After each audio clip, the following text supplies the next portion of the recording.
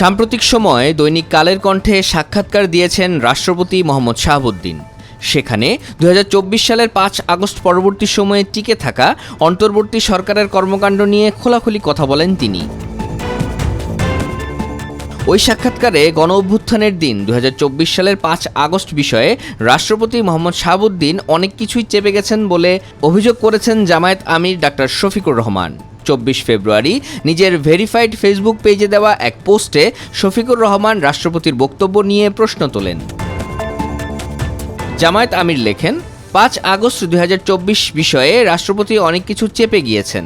পতিত পলাতক প্রধানমন্ত্রীর পদত্যাগের বিষয়ে উনি উপস্থিত নেতৃবৃন্দকে যা বলেছিলেন এবং পরবর্তীতে জাতিকে যা জানিয়েছিলেন, তার বর্তমান বক্তব্যে তিনি তা স্বীকার করেননি।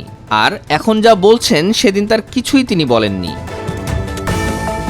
শফিকুর রহমান লেখেন, কোটি কোটি মানুষ যা শুনল এবং সেদিন তিনি যা বললেন আর এখন যা বলছেন তার হিসাব রাষ্ট্রপতি মিলিয়ে দেবেন কি?